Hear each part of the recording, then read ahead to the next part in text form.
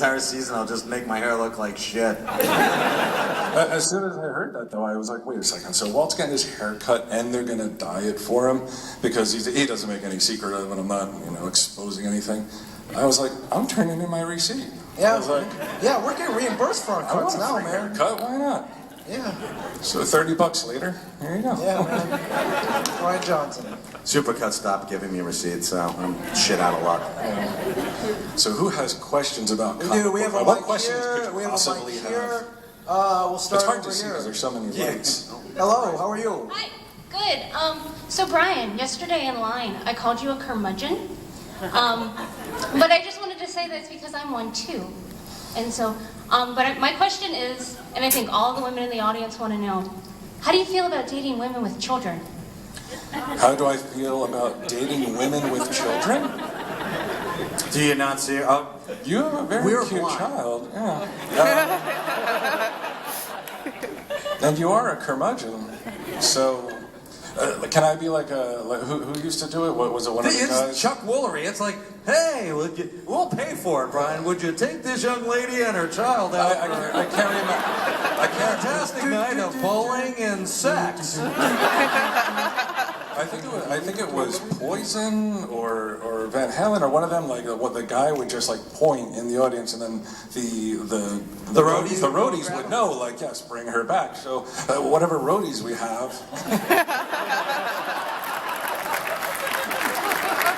Dude, Make sure she brings that that cute baby along. And if they point at anyone, they get arrested. Yeah, there was a time where I would have been like dating a woman with a child. No way! Like, you crazy? Taking care of somebody else's obligation. Right. Now you're dating women with grandchildren. Yeah. So. No, I never would have done it. I never even wanted kids, and then my sister, who's let's say unfit parent. That's actually the nicest thing I've ever heard you call her.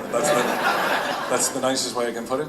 I sort of took over my niece Sage, and I never wanted kids, but now like I can't imagine not having that kid. It's amazing, right? Yeah, it's weird, even though biologically, not my kid. No, she's thankfully. still your blood. I mean, really. So, yeah, join the party, my fellow curmudgeon. Me, you, Sage, and whatever your child's name is. We're creating a new nuclear family. Oh, there you are. Okay. You're going to come up Creating and sit on a new stage next to nuclear me? family. Yeah. No way.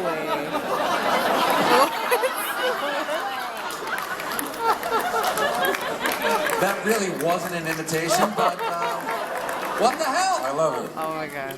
My new nuclear family. Wow. Hello. Hi. What is your child's name, ma'am? Eleanor. Eleanor? Oh. Eleanor Johnson. And what is your name? Carrie and Eleanor. Okay. Meet my new family. I mean, like I said, Texas always been very good to us. Right? Yeah. I could have dual citizenship, Jersey and Texas. All right. That's, usually when we come here, people give us like comics or like baked goods, and now we're leaving with a woman and a child. I know. I've got a ready-made family. I love it. Oh, thank you. Oh, and she approves of the haircut. I'm about to drag that one out of this curmudgeon. I'm batting 1,000 here. Yeah, dude, get used to this. This is the new Bryan Johnson. Yeah? And this is what happens. That's all it took. A So I always haircut. Now I have a get new your wife haircut and at my kid. place. A new wife and kid in every state. That's You, do you have a question? You! Yes. Bryan, I love Vulgar. Any chance you got any more movies in you? The weird thing about... Yes, I do. Most of them pornographic. I believe we're going to do Vulgar 2. There's a little bit of Lionsgate, red tape type stuff waiting for rights to come back, but I would love to do it. The thing that I don't like about it, and I don't know if this comes across on the show, but I'm not much of like a people person. So when you're the director of a movie, like everyone is coming to you with every little thing, like, do you like this? Is this what you want? And I don't like that. I like the the solitary part where you just sit in a room by yourself and you write it, or you know, you go to a coffee shop and you write notes, or you go on Wikipedia and you'll see something that will send you down a rabbit hole for 2 hours, and then suddenly you have a story. You know what I mean? Like that's the part that I like. Movies today are, I mean, it almost seems like the industry is easier. Like, I mean, you go on Netflix, it's insane how many horror movies are on there that you're like, when did this come out? And it's just, I guess, people that get these small, like, little micro budgets, 100,000 to 300,000, 500,000, whatever. And, like, that's a lot of money these days because you're shooting on digital video, and, you know, people are more than willing to work for free, and you can put together this amazing looking movie for $500,000 that usually they still suck. That's the problem. That's the problem with most of these movies, that like the story isn't there, you know? They may have great special effects and even the acting may be good, but if the story isn't there, it's like, forget it. So if I were to do another movie, even Vulgar 2, like, I would want it to have a really strong story. Like, Vulgar came from Kevin having a deal with Miramax where the Weinstein said, okay, we'll give you budgets to make 4 movies, which were $40,000 each. Vulgar, I think, eventually ended up being like $120,000 once it got to the point where it could be released theatrically. But $40,000 shooting on 16mm film at that time was not a lot of money at all. So, and I think it shows on screen, you know, it's real grainy and stuff. And I mean, I was kind of going for a grindhousey type thing, but maybe not that grindhousey. And, you know, you look back at stuff 20 years later or whatever, and I feel like I would shoot things differently. Sometimes I cringe at some of the dialogue. I'm like, oh God, I can't believe I wrote that, you know? But yes, that's the long, circuitous, like, family circus roundabout answer to your question. Yeah, I probably will eventually within the next couple of years. Have you written any of them? What's that? Have you written Vulgar 2, or have I written it? Yeah. No, I have a treatment for it, so I have like the complete breakdown. I would just have to go ahead and actually write it, but we're trying to finish the claymation movie we started with our podcast, Tell 'em Steve Dave. We raised money on Kickstarter, and it's actually featured on Comic Book Man this year. We showed a little teaser trailer, and it's over a year late, but in fact, it appears all of the listening audience are literally the most patient people on earth, because it should have been released this past March, and it looks like it won't be out until this coming March, which means it's a full year late. And I say, look at movies like Apocalypse Now and Jaws, you know, and they were late too, right? So it could only mean good things. Brian Kubrick over here. Yeah, exactly. Yeah, we want to finish. Personally, I want to, before we start anything else, I want to finish the claymation movie, make sure it's exactly where it needs to be before we do any other projects and insult people by I'm not Kevin Smith. You know, if I say I'm going to do something, I want to see it to the end, and then, you know. I've seen clips of the animation project. It looks amazing. It really does look amazing. One of the reasons it's late is because, I won't lie, our animator is like a crazy person. Major pain in the ass. But I guess it comes with the territory of being an artist, because the shit looks amazing when you see the trailer on the show. It's really like, I mean, I would say it looks better than Rankin and Bass simply because of the technology. Not that Rankin and Bass was like, holy shit, this is the height of claymation. You know, it doesn't look like Pixar stuff, but it really does, if you're old enough to enjoy, you know, You're Without a Santa Claus or Mad Monster Party or any of that stuff. I believe you will love it, because it's that, except with, 10 times darker the tone. And the dude is as batshit crazy as the animation is good, so if the animation's good, the dude's batshit crazy. Yeah, Cryptozoic Man appears, Eight Skeeto appears. Yeah, there's a lot of good stuff in it. Eight Awesome, thank you. I don't think I'll explain him. That speaks for itself. Thank you. Over here. Hi, yes, I was just wondering, you guys talk a lot about comic books and movies, but I was wondering, do you guys actually play like a lot of video games, and if so, which is your favorite video game? Mike, do you have a favorite video game? My kids are gamers, and I love Injustice. I mean, I keep my passions all in one place. So I think Injustice is a pretty kick-ass game. So I'm waiting for, I believe it's November 28th, 2015, a Star Wars Battlefront. Any Battlefront fans out there? I remember playing the first one on PlayStation 2 just for hours, and then I've got my kid into it. So, we'll be dueling each other soon. I had to explain to him, we saw the trailer, he's like, wow, this is great, let's go out and buy it. I'm like, well, it doesn't come out for 6 months. And he wasn't really happy about that. I had the same experience with Sage where she wanted, I guess it was Batman 3. Like, The Lego Batman? Lego Batman 3, which is not out, right? Or is it out? It's out. Okay, then it must be 4 she wanted. Okay. Because whatever it was, I said it doesn't exist yet. I don't think it doesn't. She can't really process that. And for me, I am not really much of a gamer, but I loved BioShock. Yeah. BioShock to me, especially the first installment, was just, again, the story. Like, the story was astounding. It was so developed and so well done, and you read articles about the guy Ken Levine, who was the head of the studio at the time, who evidently was like a tyrant.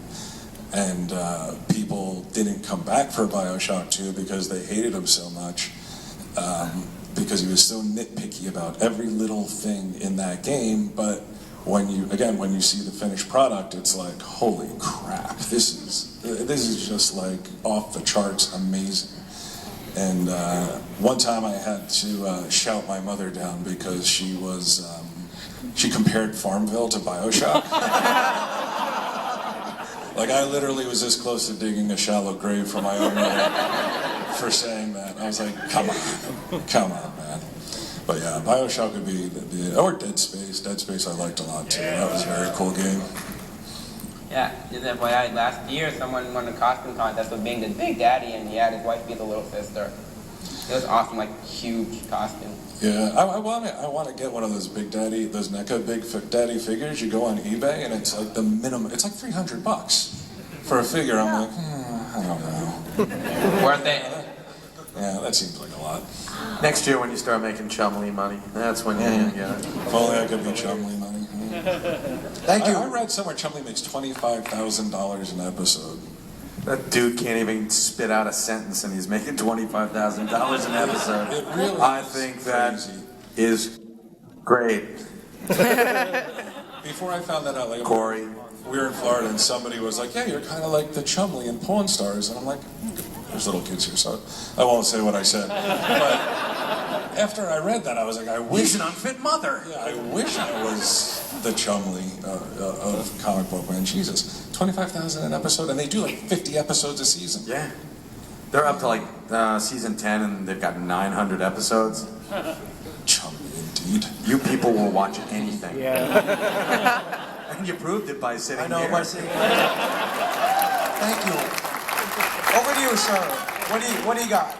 Well, first I just want to say thanks for giving us hours of entertainment. TESD is awesome. Who cares what the Red Board says? I love that podcast that y'all did with Murder Mystery and Angel Dust.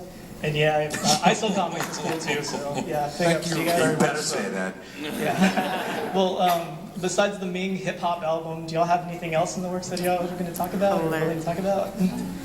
A hip hop album? Did you say we're making a hip hop album? No, Ming and his hip hop album. You know how they always remix it. Yeah, I'm working on some beats, rhymes, and Run DMC.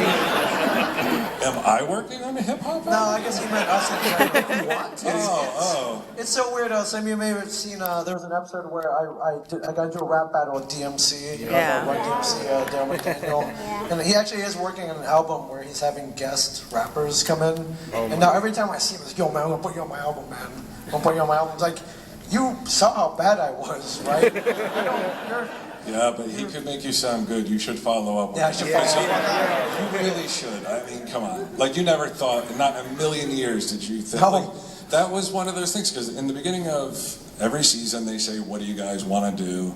like, who do you want to meet? And one of my ideas was, I said, I think Ming should get into a rap battle with a famous rapper. And, because, Ming and I had rap battled on the podcast just for the hell of it. And never thinking it would actually happen, and never thinking it would be one of the most legendary rappers of all time. But Daryl happened to have a comic book coming out at the same time, so it made sense. And like Ming you got to battle like DMC like on TV. It really is crazy when you think about it. It's insane. And what's crazier is like actually I felt that Ming won because he stuck to the rules. Like he was supposed to diss Daryl and he DMC had emailed me and he was like I need some information about Ming. So I wrote like 25 insults.